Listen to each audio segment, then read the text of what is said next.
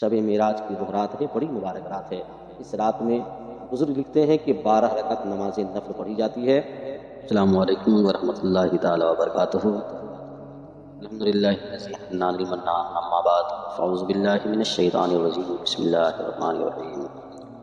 سبحان الذی اسریٰ الی آخر الآیات، آمنت باللہ صدق اللہ المولانا العظیم، وبلغنا رسولہ النبی الامین المتین المعین الکریم، ونحن علی ذلک من الشاہدین والشاکرین والحمدللہ رب العالمین۔ جملہ حاضرین عزم، آپ حضرات کو معلوم ہے کہ یہ مہینہ رجب المرجب کا مہینہ ہے، جس کی آج 27 تاریخ ہے، اور اسی 27 تاریخ کے شب میں ہمارے اور آپ کے آقا منصری انسانیت رحمت للعالمین کو اللہ تبارک و تعالیٰ نے معراج عطا فرمایا، اور معراج جیسی عظیم دولت سے محبوب کو سرفراز فرمایا۔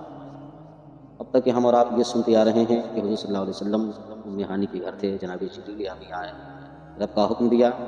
اس کے بعد میرے آقا صلی اللہ تعالیٰ علیہ وسلم وہاں سے بیت المقدس سے ایک یہ بات یہ پہلے آسمان سے 7ویں آسمان کا سفر کیے۔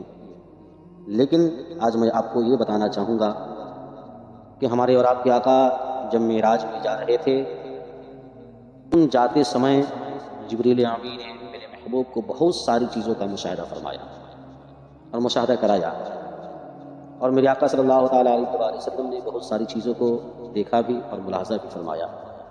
ان میں سے کچھ چیزیں ایسی ہیں کہ منبر پہ انہوں نے ایک مرتبہ خطاب کیا اور لوگوں سے کہا کہ اے لوگوں، یاد رکھو کہ رب تبارک و تعالی ایک بہت بڑا پتھر کو جب جہنم کے کنارے لے جا کر کے جب جہنم میں اسے گرنے کا حکم دیتا ہے، تو یاد رکھیے وہ پتھر 70 سال تک کے وہ جہنم میں گرتا رہتا ہے، پھر بھی جہنم کی گہرائی تک کے نہیں پہنچ پاتی۔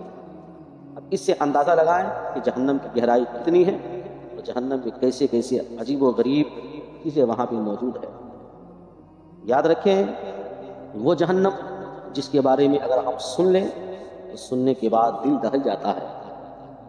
یاد رکھیں، دعا کریں رب کی بارگاہ میں کہ رب تبارک و تعالی ہم لوگوں کو جہنم سے نجات فرمائے، اور اللہ تبارک و تعالی اپنی رحمت کاملہ سے ہمیں جنت نصیب عطا فرمائے۔ عزیزان ملت اسلامیہ، جب میرے آقا صلی اللہ تعالیٰ علیہ وسلم معراج پہ جا رہے تھے تو میرے محبوب صلی اللہ تعالیٰ علیہ وسلم کا گزر جب جہنم کے قریب سے ہوا تو محبوب نے جبریل سے کہا، جبریل مجھے ایک مرتبہ جہنم کی جھلک دکھلا دو۔ جبریل نے محبوب کو جہنم کا ایک جھلک دکھلایا۔ نبی کیا ملاحظہ فرماتے ہیں کہ جہنم میں کچھ لوگ ہیں، وہاں پہ موجود ہیں کچھ لوگ جہنم کے اندر، اور وہ لوگ کیا کر رہے ہیں؟ تو میرے محبوب صلی اللہ تعالیٰ علیہ وآلہ وسلم ملاحظہ کیے، اور وہ دیکھ رہے ہیں کہ وہ لوگ جو جہنم میں ہیں اور ان کے ہونٹ اونٹ کی طرح لٹکے ہوئے ہیں۔ نبی نے جبریل سے پوچھا، جبریل یہ کون لوگ ہیں؟ جبریل نے کہا، یا رسول اللہ علیہ السلام، یہ وہ لوگ ہیں جو دنیا میں کسی کے امانت کے ساتھ، امانت نہیں بلکہ امانت میں خیانت کیا کرتا تھا۔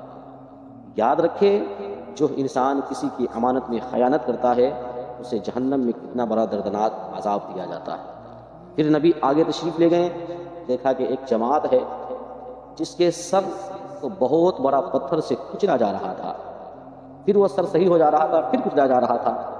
نبی کہتے ہیں کہ جبریل یہ کون لوگ ہیں؟ جبریل کہتے ہیں، یا رسول اللہ علیہ السلام، یہ وہ لوگ ہیں جو دنیا میں رشوت لیا کرتا تھا، سود لیا کرتا تھا۔ یاد رکھیے، سود یہ کتنا بڑا گناہ ہے جس کے بارے میں اللہ تبارک و تعالیٰ نے قرآن کریم کے اندر بھی ارشاد فرمایا ہے۔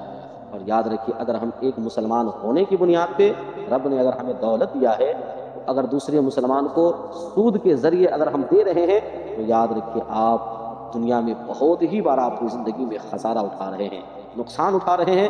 مسلمان ہونے کے ناطے آپ کو ہونا یہ چاہیے تھا کہ اگر کوئی مسلمان مجھ سے مدد مانگ رہا ہے، ہیلپ مانگ رہا ہے، تو ایک کلمہ پڑھنے والی مسلمان ہونے کے ناطے جہاں تک ہو سکے ہم اس کی مدد کرتے ہوئے نظر آئے۔ یاد رکھیے، اگر ایک مسلمان دوسرے مسلمان کی مدد کر دے تو یقین جانے کہ اللہ تبارک و تعالیٰ کی رحمت کاملہ آپ پہ نازل ہونا شروع ہو جائے گا۔ جناب جبریل امین کے ساتھ میرے آقا صلی اللہ تعالیٰ علیہ وسلم جا رہے تھے، میرے نبی نے ایک ایسی جماعت کو دیکھا جو اپنی ہی ناخون سے اپنے چہرے کو کھرچ رہے تھے، یعنی نوچ رہے تھے۔ نبی نے جبریل سے پوچھا جبریل یہ کون لوگ ہیں؟ جبریل نے کہا یا رسول اللہ علیہ الصلوۃ والسلام یہ آپ کی امت کی وہ عورتیں ہیں جو دنیا میں ایک دوسرے پہ لان تان کیا کرتی تھی۔ یاد رکھے دنیا کے اندر ایک دوسرے پہ لان تان کرنا، اس کے اندر عیب جوئی کرنا، عیب تلاشی کرنا، اس کے اندر اس کے اوپر غلط الزام لگانا، یاد رکھے یہ بھی بہت بڑا جرم ہے، اور اس کی سزا اگر کوئی انسان کو یہ عادت بن گیا ہے تو یاد رکھیے اس کی سزا بھی آپ کو قیامت کے دن جہنم کے اندر آپ کو دینا ہوگا۔ عزیزان ملت اسلامیہ، بس انہی چند باتوں کے ساتھ میں اپنی گفتگو کو ختم کرنے کی کوشش کر رہا ہوں۔ اقبال لکھتے ہیں کہ خودی کو کر بلند اتنا کہ ہر تقدیر سے پہلے، خودی کو کر بلند اتنا کہ ہر تقدیر سے پہلے، خدا بندے سے خود پوچھے بتا تیری رضا کیا ہے۔ اپنی گفتگو کو ختم کرنے کی کوشش کر رہا ہوں۔ اللہ تبارک و تعالیٰ کی بارگاہ میں دعا ہے کہ پروردگار عالم ہم تمام لوگوں کو دنیا کی تمام تر غلط اور فضول باتوں سے بچنے کی توفیق عطا فرمائے، اور یہ شب معراج میں اللہ تبارک و تعالیٰ ہمیں اور آپ کو عبادت کرنے کی توفیق عطا فرمائے۔ یاد رکھے شب معراج کی وہ رات ہے، بڑی مبارک رات ہے۔ اس رات میں بزرگ لکھتے ہیں کہ 12 رکعت نماز نفل پڑھی جاتی ہے، اور ہر دو رکعت پہ آپ کو سلام پھیرنا ہے، اور جب نماز کے لیے ہم نیت کریں گے تو سورہ فاتحہ پڑھنے کے بعد آپ کو قرآن کی جو بھی سورہ یاد ہے آپ پڑھیں۔ پڑھنے کے بعد جب 12 رکعت آپ کا مکمل ہو جائے تو 100 مرتبہ سبحان اللہ الحمدللہ اللہ اکبر، 100 مرتبہ استغفر اللہ، اور 100 مرتبہ درود پاک پڑھ لے۔